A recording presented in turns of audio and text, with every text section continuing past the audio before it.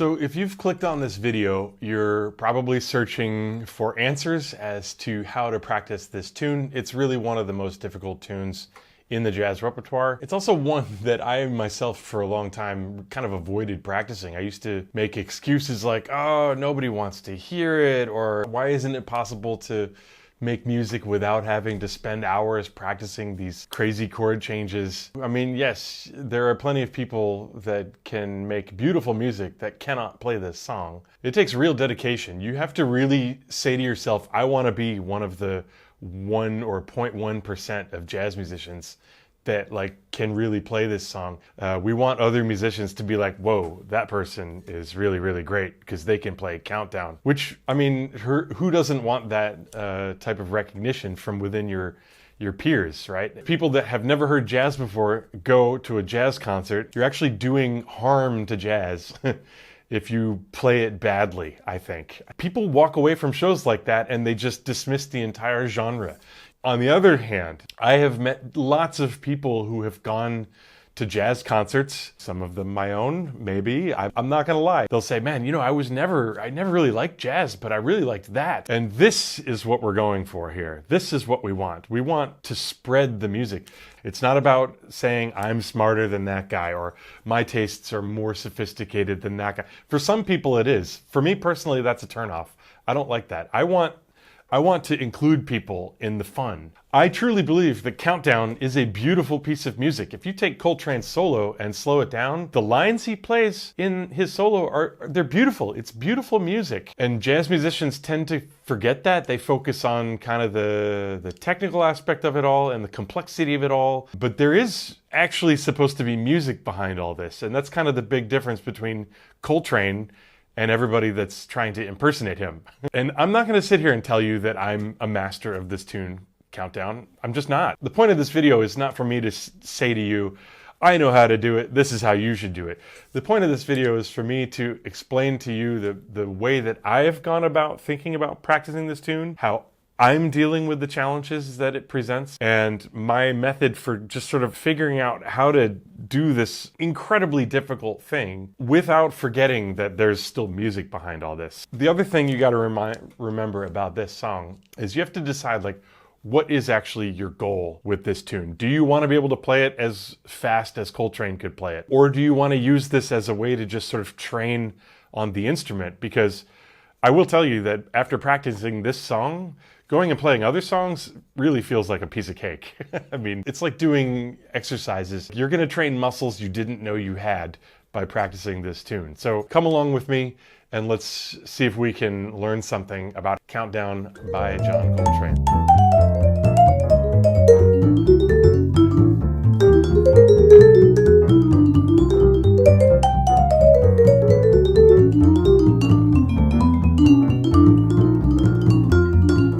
The first real thing that you have to understand about this tune is really, it's Coltrane's version of the tune Tune Up by Miles Davis. That's a song that goes like this.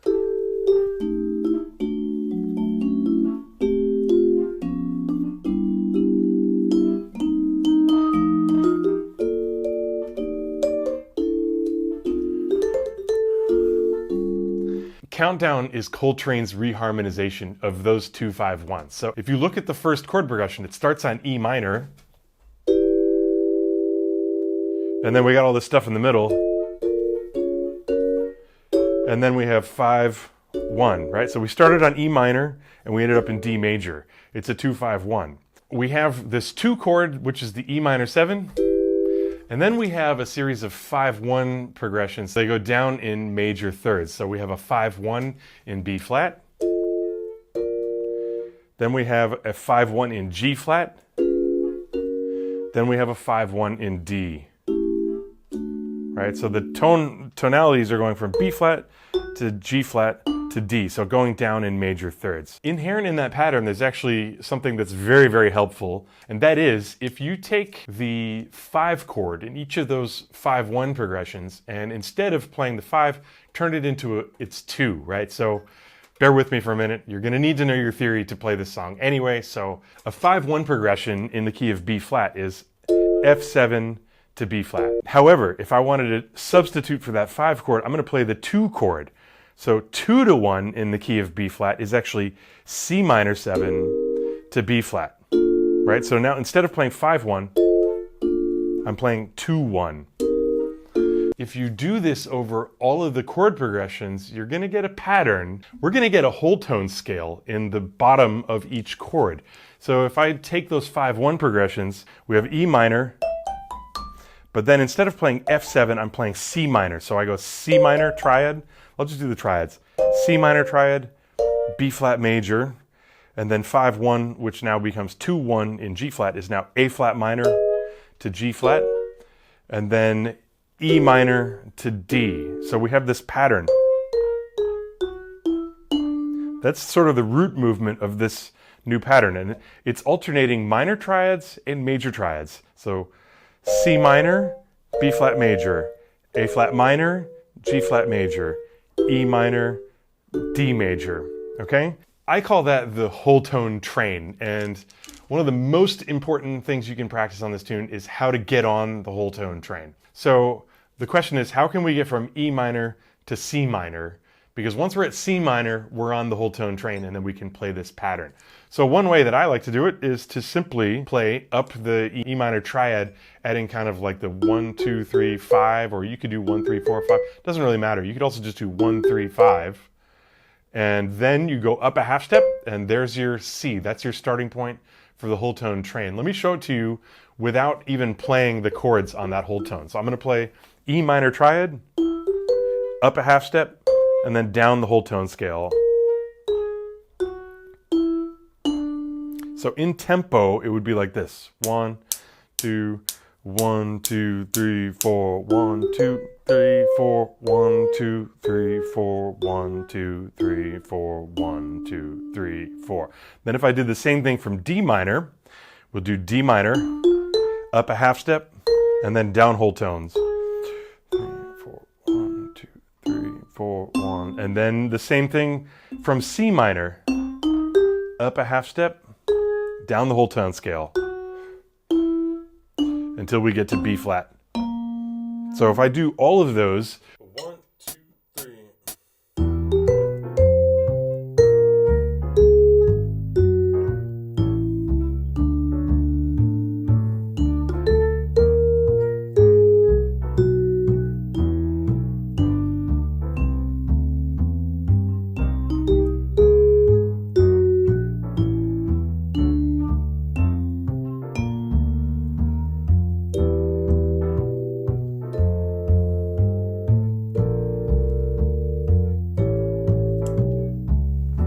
So this is sort of the entry point to this whole tone train idea. And from here, obviously, the next step, I'm just going to play the same thing, but once I get to that whole tone scale, I'm going to try to arpeggiate those alternating minor and major triads. So let me do it once in the first key, and then I'll do it with the backing track so you can see exactly how I do it. So I'll play the E minor. Remember, we start on E minor, up a half step. This is our C minor now. This is substituting for the F7. I'm going to play a minor triad. Then I'll play B flat major triad. Then A flat minor triad. Then G flat major triad. E minor, D major, right? Again, slowly. E minor, C minor, B flat major, A flat minor, G flat major, E minor, D. Let's see if we can do that through all of the keys now.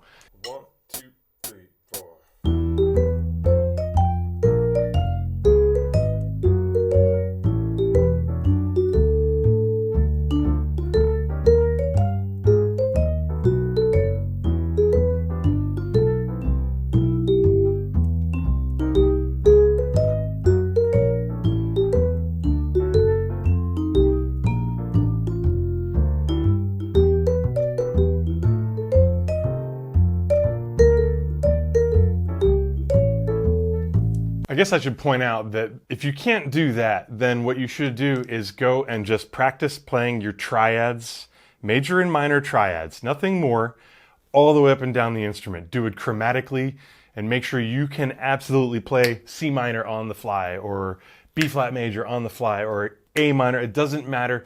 You got to be able to see the triads really quickly as one thing. If you're thinking about individual notes at this point, don't bother going any further in the video. Just work on playing triads and triad shapes. The way my brain works is I often need to take quite a long time to just really internalize whatever specific exercise it is that I just worked on. So what I'm going to do now is I'm going to play the backing track. I'm going to put it on. This is 120. I'm going to play it twice through. And what I'm going to try to do is use these triads we just went over, but I'm going to flip the order around. So I won't always go up, right, like this. Maybe I'll do some alternating, like I'll go up and then down. I'll try to vary the rhythm, but I'm really going to try to keep it simple. These chords, they move so fast, and it's important to actually practice playing fewer notes and really more relaxed and targeted practice so that you just know where these chord tones are at all times and you can find them when you need to, because your brain is not going to be able to stay fully 100% concentrated. A tune like this, you need to have a lot of muscle memory to get through it. So I'm going to put the backing track on and play it twice and just sort of focus on these triad things and try to make music out of it. 1, 2, 3.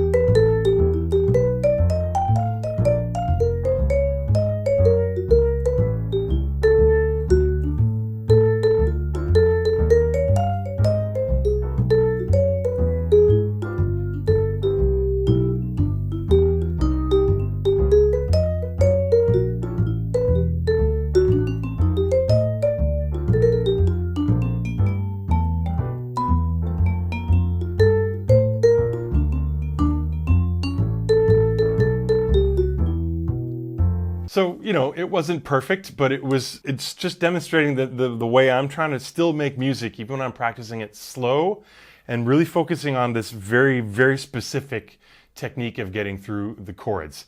So now I want to talk about some other ways that I've sort of practiced to expand away from just hitting those triads. You know, I wrote a bunch of exercises that focus on how that E minor chord connects into the whole tone train. So if I want to play, for example, a downward moving line starting on this E minor, I might do something like this. And then notice I'm right next to the E flat, which is the third from the C minor. So I have a line, actually I'll play it up here. I have a line that goes like this: E minor, C,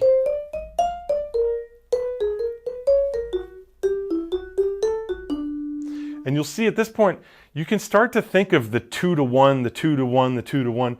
You can kind of start to think of them as one thing, right? This C minor to B flat, A flat minor to G flat, E minor to D. Those are kind of all, I mean, it's just like 4, 3, 2, 1 in B flat, 4, 3, 2, 1 in G flat, 4, 3, 2, 1 in D. 1, 2, 3.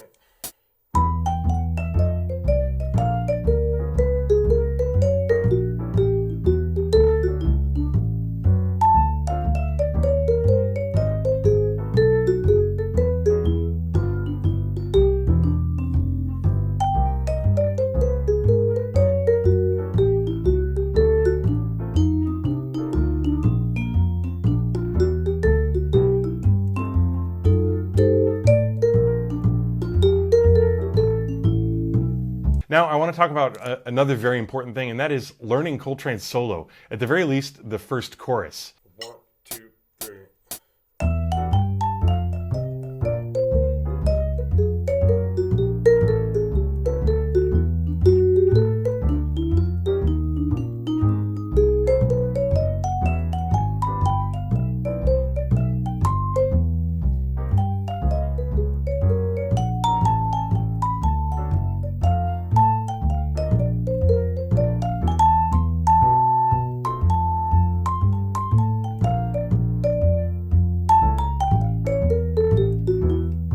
One of the things about Coltrane solo is that if you learn that first chorus but then continue playing along with it throughout the rest of his solo, you'll notice that he repeats himself at times in different places. He plays a lot of the same phrases, a lot of the same melodic connectors between the different chord changes. And one important thing that he also does, which is something that I have tried to incorporate in my practice at those moments when I find that I feel like it's sounding very mechanical, or it's sounding, I don't know, it just sounds very like da da da da da da da da da da da da da da. You get the point. If it's too metronomic, if the chord changes are too exact, it doesn't live, it doesn't breathe. So one of the important things that you should pay attention to when you're practicing this tune is varying the harmonic rhythm, and in particularly anticipating some of those 5-1 progressions. If we take a look at what Coltrane played in his first solo, he starts on the E minor and he goes 1, 2, 3, 4, and then he plays the F7. He does very clear F7, B flat major. So that phrase, right there's actually a tiny bit of chord rhythm variation. So the first three, that fifth chord, that G flat major, actually to me comes an eighth note sooner than the downbeat. And that gives it a little bit of forward motion. It keeps it from being, like, imagine if I changed that note, if I went, right, if I just went 1 and 2 and 3, suddenly it sounds very mechanical. But if you go, now I did it wrong.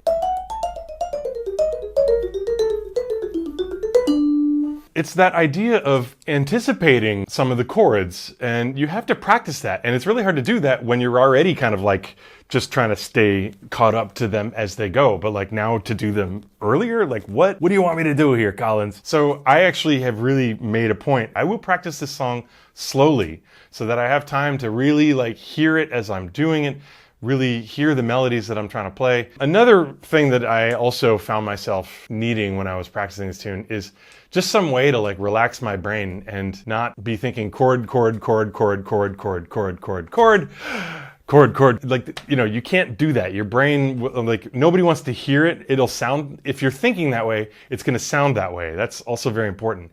And so you have to figure out a way of thinking in bigger pictures. And so one of them for me was I discovered that if I play the 5-1, the F to the B flat, right? So we have our E minor, and we can connect to this F. If I just play 1, 3, 2, 1 on the F, and then I play 3, 2, 1 on the B flat, I'm thinking two chords, F, B flat, but do I really need to think two chords there? Doesn't that just look like B flat major without the fourth?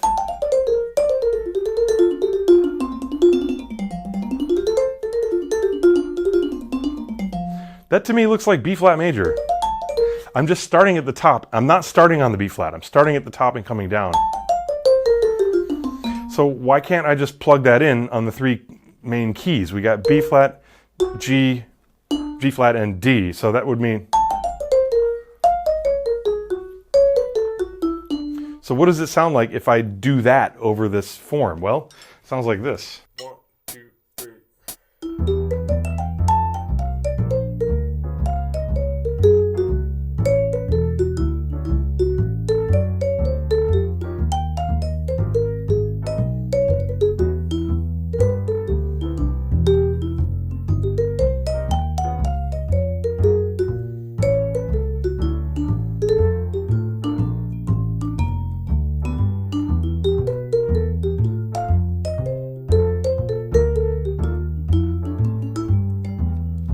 As I was just doing that, I was realizing that something else that I needed in that moment, because again, my brain and your brain is not going to be able to just focus all the way through it, always get it right. So you need multiple ways to remember how the next chord comes. And for me, in that one, when I'm just doing this, if I want to find where to start for the next chord, real simple.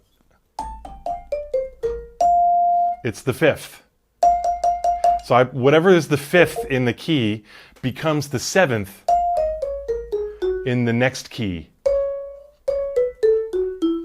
The thing that's good about that exercise is that now I'm not thinking E, F, B flat, D flat, G flat, A, D. I'm not thinking that. I'm just thinking E minor, B flat, G flat, D. I mean, it's so much easier to kind of just think, okay, E minor, B flat, G flat, D, D minor, A flat, E major, C, C minor, G flat, D, B flat, and then we have the turnaround. So now I want to talk about the elephant in the room, and that is playing this sucker fast. I mean, I've been practicing this tune with these techniques that I'm showing you here for the better part of at least a year, maybe 2 years. I gotta say, I've been very inspired by Simon Moulier. His record Countdown this guy is such an incredible vibraphone player. I love his playing so much. So thanks for the inspiration, Simon. But yeah, I've been practicing this tune for a while, trying to just get it together to a point where I felt like, yeah, I can make music with this thing and I can hang at the higher tempos. And I'm not there yet. I'm not at 300. I would say I can do it pretty comfortably at, let's see, 250. Let's try 250.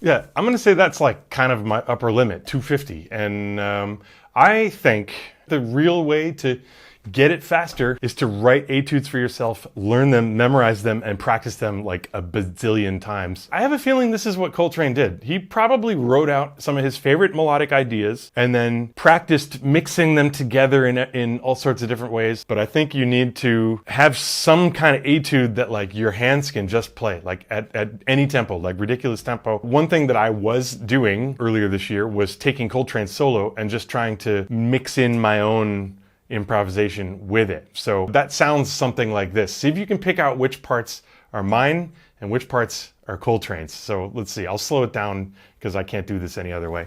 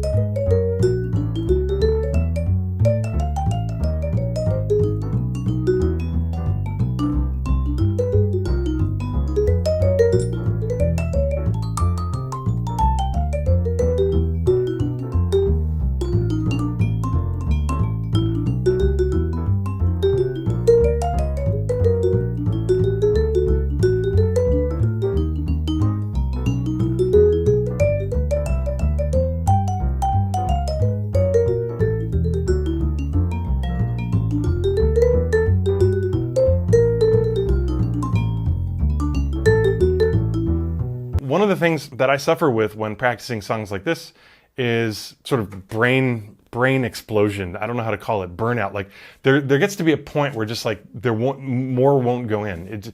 It won't go in, and it doesn't feel fresh, and it doesn't feel invigorating to play. It feels like going through the motions. And if you're feeling that way, what I highly suggest you do is A, take a break, or B, play it slowly. play it really slowly so that you can see it from a different angle. Don't feel like you have to play this tune at breakneck tempo all the time. For me, this song is an ongoing process, and I don't know, maybe I'll give you an update in a few months or a year or a decade when maybe I can play this tune at a faster tempo. But I'd love to hear from you. What are techniques that you have used? No wrong way to do it. Everybody's different. So this is just what I've been working on. So I hope you enjoyed this video. Thank you very much, and I will see you in the next one.